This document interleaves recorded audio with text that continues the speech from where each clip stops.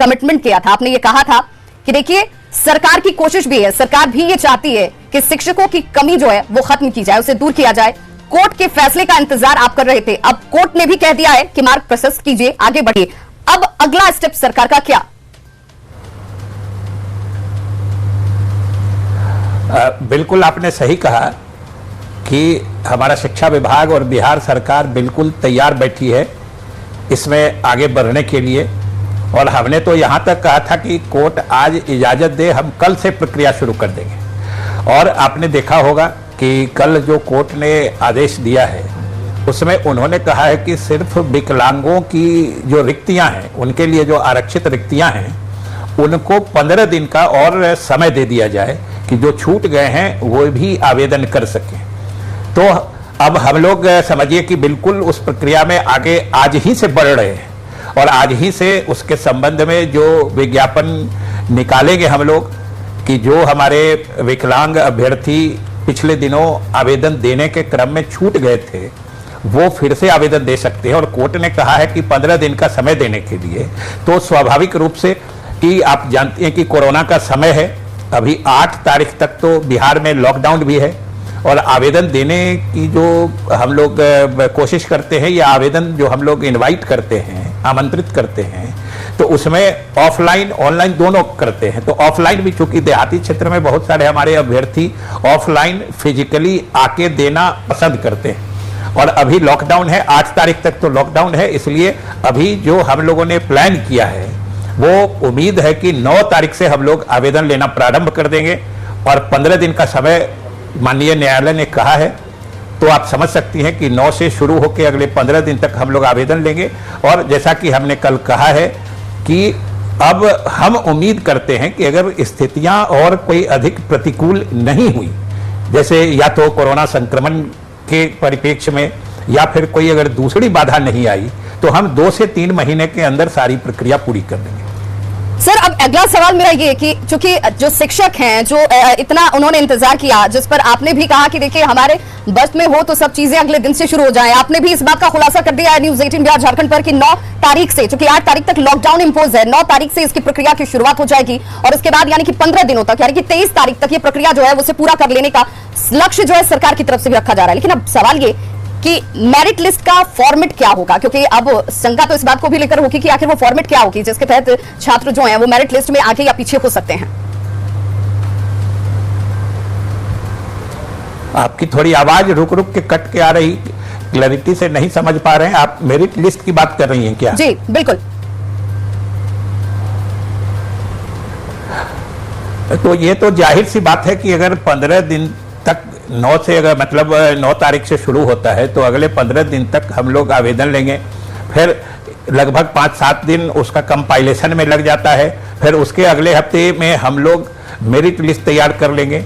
और जो एक और मैंडेटरी है जो करना पड़ता है कि हम लोग शुरू में प्रोविजनल मेरिट लिस्ट निकालते हैं और हमें 1 सप्ताह का समय देना पड़ता है कि उस मेरिट लिस्ट पर अगर किन्हीं को आपत्ति है, किसी आवेदनकर्ता का, किसी अभ्यर्थी का, अगर उस मेधा सूची पर उनकी आपत्ति है तो वो देते हैं और फिर अगले 1 हफ्ता के अंदर हम लोग उसका निराकरण भी कर देते हैं। तो ये सब सारे समय को जोड़ के हमने कहा कि लगभग 2 से 3 महीने के अंदर हम लोग नियुक्ति की सारी प्रक्रिया पूरी कर लेंगे और हम आपके माध्यम से, आपके चैनल के माध्यम से बिहार के लोगों को और विशेष रूप से जो हमारे टीईटी पास अभ्यर्थी हैं जो इसकी योग्यता रखते हैं, उनको हम आश्वस्त करना चाहते हैं कि हमने सरकार की तरफ से उनसे वादा किया था कि कोर्ट अगर हमें आज इजाजत देता है तो हम कल से कार्रवाई प्रारंभ कर देंगे। और आप देख रही हैं कि कोर्ट ने हमें कल इजाजत दी है और आज से हमने टाइमलाइन बना के उसकी प्रक्रिया प्रारंभ हम कर रहे हैं। वो तो लॉकडाउन की स्थिति है कोरोना संक्रमण के मद्देनजर, नहीं तो बातें और भी तेजी से हम आगे बढ़ा देते हैं। बिल्कुल, तो बिल्कुल देखिए इंतजार आपका अब खत्म होता हुआ, क्योंकि शिक्षा मंत्री खुद आश्वस्त कर रहे हैं कि देखिए लॉकडाउन 8 तारीख तक है, इसलिए ये इंतजार भी करना पड़ रहा है, अन्यथा इसकी शुरुआत, जैसा कि उन्होंने खुद कहा था कि आज डिसीजन आए और कल से इसकी प्रक्रिया की शुरुआत हम कर सकते हैं, लेकिन लॉकडाउन लागू है और ऐसे में 8 तारीख तक लॉकडाउन है, 9 तारीख से इसकी प्रक्रिया की शुरुआत हो जाएगी। सर, सवाल ये भी कि पहले किसकी नियुक्ति? 94,000 शिक्षकों की पहले नियुक्ति होगी, एसटीटी 2019 का इंतजार पहले खत्म होगा, पहले नियुक्ति किसकी होगी? नहीं, नियुक्ति तो स्वाभाविक रूप से जो छठे चरण की नियुक्तियां हैं इसमें लगभग 90,000 से कुछ अधिक ये प्रारंभिक विद्यालयों से संबंधित है और लगभग 30,000 से के आसपास जो हमारे माध्यमिक और उच्च माध्यमिक विद्यालय हैं उनमें ये नियुक्तियां होनी है। तो ये टीईटी और एसटीईटी पास जो लोग इसमें अभ्यर्थी हैं उनके लिए ये होगा। और हमने तो यह भी कहा है कि ये छठा चरण माने छठे चरण की नियुक्तियां जैसे ही पूरी होगी हम फिर से बची हुई रिक्तियों का आकलन करा करके वो फिर हम 7वें चरण में प्रवेश कर जाएंगे। और जो हमने आपको कहा था कि सरकार पूरी ईमानदारी से और पूरे पारदर्शी तरीके से हम नियुक्तियां भी करना चाहते हैं। हमें एहसास है कि हमारे योग्य अभ्यर्थी बेरोजगारी के आलम में बाहर हैं, सड़क पर घूम रहे हैं, हमारे विद्यालयों में रिक्तियां हैं, रिक्तियां के परिप्रेक्ष्य में पढ़ाई बाधित होती है। वैसे कोरोना काल में विद्यालय बंद हैं इसलिए इसका एहसास ज्यादा नहीं हो पाता है, लेकिन आप सोच सकती हैं कि जहां 1.5 लाख 2 लाख शिक्षक के पद खाली हो, नियुक्ति नहीं हो पाई हो तो पढ़ाई तो बाधित होती है। तो ये दोनों तीनों, इधर रिक्तियां हैं, विद्यालय में पढ़ाई बाधित है, उधर हमारे योग्य अभ्यर्थी जो शिक्षक बन सकते हैं वो नहीं बन पा रहे हैं। ये सब सरकार के लिए बड़ी कष्टदायक और पीड़ादायक स्थिति थी। इसलिए हम लोगों ने लगातार माननीय मुख्य न्यायाधीश के बेंच में विशेष उल्लेख करके इस कोरोना काल में जब मामलों की सुनवाई भी वीडियो कॉन्फ्रेंसिंग के माध्यम से हो रही है, इस दरमियान भी हम लोगों ने लगातार विशेष उल्लेख करके इस मामले पर सुनवाई कराई है। और अंततः मुझे प्रसन्नता है कि माननीय न्यायालय ने हमें इजाजत दी है और हम इस कार्रवाई पर आगे बढ़ रहे हैं। और साथ ही हम आपको भी धन्यवाद देते हैं कि आपसे बात हुई और न्यायालय ने हमारी गुहार स्वीकार कर ली, तो आपसे भी बात करना अच्छा रहा बिहार के जो हमारे अभ्यर्थी हैं उनके हित में। बिल्कुल, तो उन सभी लोगों के सवाल का जवाब जिसकी कोशिश हम चर्चा के जरिए उन तक पहुंचाने की कर रहे थे वो सफल होती हुई नजर आती है। और सरकार की मंशा है ऐसे तमाम शिक्षकों को विद्यालयों तक पहुंचाने की क्योंकि वर्तमान और भविष्य दोनों संवारने का जिम्मा आपके ऊपर होता है और आप उस जिम्मेदारी को बखूबी निभाएंगे, ये अपेक्षा भी आपसे की जाती है। सर, ऐसे में एक सवाल ये भी कि आखिर मेरिट लिस्ट का आधार क्या होगा, क्योंकि क्या इस आधार के तहत भी हम चयन करेंगे कि किन लोगों को सीनियर सेकेंडरी स्कूलों में दिया जाए जगह, किन लोगों का जूनियर सेकेंडरी स्कूल में होता है शिक्षक के तौर पर? आखिर इस मेरिट का आधार क्या कुछ रखा जाएगा? नहीं, वो तो शिक्षक पात्रता परीक्षा जिसको हम लोग टीईटी या एसटीईटी कहते हैं, उसमें जो उनके अंक आते हैं, उनके जो एकेडमिक रिकॉर्ड है, वो तो एक निर्धारित प्रक्रिया है, स्थापित प्रक्रिया है। वो हमारे अभ्यर्थियों को पता है और वो भी पूरे पारदर्शी तरीके से होता है और सब लोगों को मालूम है। और जैसा कि हमने कहा कि हम लोग जहां भी हमारे अलग अलग नियुक्ति की इकाइयां हैं, जिसको हम नियुक्ति प्राधिकार कहते हैं, रिक्रूटमेंट अथॉरिटी कहते हैं, क्योंकि इसमें पंचायती राज संस्थाओं को भी हम लोगों ने ताकतवर बनाया है, उनके स्तर से नियुक्तियां होती हैं। तो उनके यहाँ से अलग अलग इकाई के हिसाब से फिर सब लोग आवेदन लेके मेरिट लिस्ट बनाते हैं। और पिछले समय तक जो हमारे अभ्यर्थियों को परेशानी होती थी कि सब जगह उसमें आवेदन देना पड़ता था, हम लोगों ने उनकी सुविधा के लिए अब सेंट्रलाइज्ड भी सिस्टम किया है और समेकित मेरिट लिस्ट बना के जो मेरिट में ऊपर होंगे उनके चॉइस का विद्यालय मिल जाएगा। इसलिए वो पूरी व्यवस्था पारदर्शी तरीके से होती है। सर, कई लोगों के सवाल इसलिए भी बहुत ज्यादा आपसे पूछे जाने को लेकर के सामने आते रहे कि पुस्तकालय अध्यक्ष की बहाली भी बहुत जल्द कर दीजिए, क्योंकि उसे लेकर के भी उनकी चिंता सामने नजर आ रही है। इसे लेकर भी सरकार का कदम आगे बढ़ रहा है क्या? बिल्कुल, उधर भी हम लोग उनकी नियमावली बना रहे हैं। आज तक उनके संबंध में नियमावली नहीं बन पाई थी, वो नियमावली बना के कम से कम अब जब हम लोगों ने अपने तरफ से विशेष प्रयास करके जो मामले न्यायालय में अटके पड़े थे उनमें उनको दूर करने में हम लोगों ने सफलता पाई है। स्वाभाविक रूप से ये सरकार के ईमानदार प्रयास का ही नतीजा है। तो हम समझते हैं कि जो पुस्तकालय अध्यक्ष या पुस्तकालय के संबंध में जो डिग्री धारक लोग हैं उनको भी धैर्य रखना चाहिए और हम लोग उनके लिए भी सोच रहे हैं। साथ ही साथ देखिए, चूंकि सर आज आप लाइव मौजूद हैं और आपसे माकूल जवाब कोई और नहीं दे सकता है उन लोगों को जो लोग अब तक उनकी उम्र की आधी उम्र उन्होंने सिर्फ इस इंतजार में बिता दी कि शिक्षक बन पाते। शिक्षक के साथ चूंकि उनकी आर्थिक स्थिति भी उससे जुड़ी होती है और जब पढ़ाई लिखाई की तो रोजगार मिलना उनका मौलिक अधिकार भी बन जाता है। ऐसे में वो शिक्षक ये भी जानना चाहते हैं कि एक बार फिर से आप उन्हें आश्वस्त कर दें कि अब कोई पेंच नहीं आएगी, अब कुछ फंसेगा नहीं, अब कुछ लंबा नहीं खींचेगा, क्योंकि अब ये लंबे शब्द तारीख को लेकर के बहुत संशय है, वो संशय खत्म हो जाए। ये एक बार आप उन्हें जरूर न्यूज 18 बिहार झारखंड के जरिए आश्वस्त कर दें कि अब कुछ नहीं रुकने वाला है, कुछ नहीं अटकने वाला है, अब सब कुछ साफ है, पारदर्शी है और बहुत जल्द आपके हाथ में नियुक्ति पत्र के जरिए है। हमने तो सरकार की तरफ से पहले से ही घोषित कर रखा था। पिछले बजट सत्र में, विधानमंडल का जो बजट सत्र था, उसमें ही हमने घोषणा की थी कि शिक्षक नियुक्ति का मामला जो माननीय उच्च न्यायालय में लंबित है, उसमें सरकार विशेष पहल करके, विशेष उल्लेख करके न्यायालय से इजाजत लेके इस प्रक्रिया को हम आगे बढ़ाएंगे। और हमने जो कहा वो हमने करके दिखाया है। और जहां तक पेच लगने की बात है, अब आप ही बताइए कि ये तो पेच लगाने वाले से पूछिएगा ना, हम लोग तो पेच हटाने वाले, हम लोग तो पेच दूर करने वाले हैं। हम पेच लगाने वालों से भी आप ही के चैनल के माध्यम से अनुरोध करते हैं कि भाई हमारे लाखों अभ्यर्थी बेरोजगार हैं, हमारे लाखों रिक्तियां बची पड़ी हैं। इन रिक्तियों के भरने के अभाव में हम अपने बच्चों को सही ढंग से शिक्षा नहीं दे पा रहे हैं। तो हम तो चाहते हैं कि किसी हालत में कोई पेच क्या लगे, हम जितनी तेजी से कर सकते हैं हम बहाली की प्रक्रिया पूरी कर लें। तो भाई पेच मारने वालों से भी, पेच लगाने वालों से भी हम आपके चैनल के माध्यम से अनुरोध करते हैं कि भाई अब और पेच मत लगाइए, सरकार को ईमानदारी से और पारदर्शी तरीके से ये नियुक्तियां, बहालियां करने दीजिए। इसी में सबका भला है।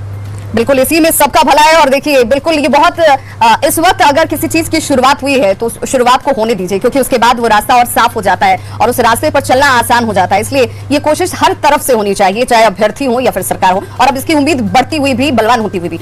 सर, क्या छठा और सातवां चरण जिसका जिक्र किया जा रहा है, कोर्ट ने भी अब जब साफ कर दिया है, क्या ये दोनों एक साथ होने संभव नहीं है? इसलिए नहीं है कि आप समझ सकती हैं कि छठे चरण में जितने लोगों ने आवेदन दिया है, अब इसमें से बहुत सारे लोग मेधा सूची में आएंगे जी, जिनकी नियुक्तियां हो पाएंगी। स्वाभाविक रूप से जितनी रिक्तियां रहती हैं उससे ज्यादा आवेदन आते हैं। कुछ लोग इन रिक्तियों के विरुद्ध नियुक्त नहीं हो पाएंगे या इन रिक्तियों में सामंजित नहीं हो पाएंगे, तो फिर उनके लिए अगले चरण में हम लोग उनको मौका देते हैं। अब दोनों एक साथ समानांतर चला है तो फिर ऐसे जो पहले चरण में छूट जाते हैं या जो नहीं कर पाते हैं, जिनका स्वाभाविक रूप से अधिकार बनता है, उनका ये हक होता है कि इस बार अगर नहीं हुआ तो अगले चरण में भी वो अभ्यर्थी बने, तो अपने इस अधिकार से वो मरहूम हो जाएंगे, जो उचित नहीं होता है। नहीं तो हम तो दोनों चरण की नियुक्तियां समानांतर करके, हमें तो रिक्तियां भरनी है, हमें तो शिक्षक बहाल करने हैं, हमें तो शिक्षकों को बहाल करके अपने छात्र छात्राओं को शिक्षित बनाना है। हम कहाँ रुकते, हम तो दोनों साथ कर देते। बिल्कुल, तो देखिए, साथ करने के पीछे की क्या दिक्कतें हो सकती हैं और साथ नहीं करने के पीछे क्या मजबूरियां हैं, इसे भी समझने की जरूरत है। और देखिए, ये सिर्फ और सिर्फ आपके हित से जुड़ा हुआ है। अभ्यर्थियों को भी ये समझने की जरूरत है कि आखिर ये दोनों चीजें साथ साथ क्यों नहीं चल सकती हैं। दिसंबर और जनवरी सीसेट पास अभ्यर्थियों को लेकर के सरकार क्या सोच रही है सर? क्योंकि सीधे ये सारी चीजें जो है वो शिक्षा से भी जुड़ती हैं, एम्प्लॉयमेंट से भी जुड़ती हैं और ये कहीं ना कहीं लॉ एंड ऑर्डर को भी कोरिलेट करती हैं सर। तो ऐसे में इन लोगों का इंतजार कब तक खत्म हो पाएगा? किन लोगों का, क्षमा कीजिएगा, हम समझे नहीं। दिसंबर और जनवरी सीसेट पास जो अभ्यर्थी हैं सर, उन लोगों को लेकर के भी कई कंसर्न सामने आ रहे हैं कि आखिर उनकी स्थिति क्या है, उनको लेकर सरकार का कंसर्न कितना है? नहीं, उनका तो हमने उनका 7वें चरण में आने वाला है ना। वो 7वें चरण, ये प्रक्रिया पूरी होगी और उसके तुरंत बाद बची हुई रिक्तियों का आकलन करके हम लोग 7वें चरण की रिक्तियां घोषित करेंगे और उस पर आवेदन आमंत्रित करेंगे, उसमें आ जाएंगे। और सबसे बड़ी बात एक और, हम आपके चैनल के माध्यम से जो टीईटी एसटीईटी पास अभ्यर्थी हैं उनको बताना चाहते हैं कि अभी देखा होगा सब लोगों ने कि केंद्र सरकार ने जो एनसीटीई है, national council for technical education, जो एनसीटीई भारत सरकार की संस्था है, जिसके माध्यम से वहां पर वो लोग ये टीचर्स एलिजिबिलिटी टेस्ट लेते हैं, जो हम लोगों का भी एक तरह से वही मॉडल फॉलो करते हैं। तो वो जो national council for teachers education है, एनसीटीई, उन लोगों ने अब ये फैसला लिया है कि अब जो एक बार एसटीईटी क्वालिफाई कर जाएंगे तो वो फिर सदा के लिए क्वालिफाइड माने जाएंगे। क्योंकि अभी तक जो व्यवस्था थी कि एक बार पास करने पर उसके जो अगले बार रिक्तियां आती थी उसी तक उसकी मान्यता रहती थी। फिर अगली रिक्तियां आने के लिए फिर से उनको क्वालिफाई करना पड़ता था वहां पर एलिजिबिलिटी के लिए। तो अभी कल ही परसों में ये वहां फैसला हुआ है और हम लोग उसको बिहार में भी लागू करने जा रहे हैं। यह भी आपके चैनल के माध्यम से हम अपने अभ्यर्थियों, जो ये तमाम अभ्यर्थी उनके लिए एक और बड़ी खुशखबरी कि आपको बार बार क्वालिफाई करने की जरूरत नहीं है, आपको उसके लिए बार बार प्रतियोगिता परीक्षाओं में बैठने की और अपनी काबिलियत को साबित करने की जरूरत नहीं है। इस दिशा में भी सरकार बेहद महत्वपूर्ण कदम उठाने जा रही है, जिसका जिक्र इस वक्त शिक्षा मंत्री विजय कुमार चौधरी खुद कर रहे हैं। सर, बिहार की नौकरी पर बिहारियों का हक सबसे पहले है, ये आवाज हर बार उठती रही है और अगर दिल से सोचा जाए तो बिहारी होने के नाते सभी की इच्छा होती है कि बिहारियों को बिहार में रोजगार मिले। क्या नियुक्ति प्रक्रिया के मद्देनजर डोमिसाइल नीति भी इंप्लीमेंट की जाएगी या इस बार की नियुक्ति में ये चीजें जो है वो इंप्लीमेंट नहीं होने वाली हैं?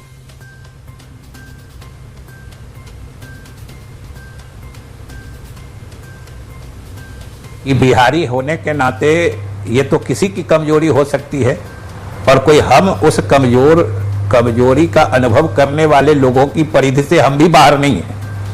लेकिन अपने देश में एक संविधान भी है, वो भी कहता है कि किसी जो पूरे देश के नागरिक को एक समान वो ट्रीट करता है, एक समान मांगता है। कहीं कहीं डोमिसाइल नीति किसी प्रदेश ने बनाई है, वो न्यायालय में उस पर चुनौती भी दे दी जाती है, कहीं कहीं रोक भी दी गई है। तो किस तरह की नौकरियों में या किस तरह के एम्प्लॉयमेंट में, नियोजन में ये डोमिसाइल नीति चल सकती है, बिहार सरकार के द्वारा भी उस संबंध में लगातार अध्ययन जारी है। और अगर वैसी व्यवस्था हो पाई, संविधान सम्मत व्यवस्था, तो बिहार सरकार को भी खुशी होगी। आखिर बिहार सरकार तो पहले बिहारियों के लिए है तो पूरे देश के लिए, लेकिन बिहारियों के लिए तो बिहार सरकार पहले काम करना ही चाहती है, इसमें कोई दो राय नहीं हो सकती।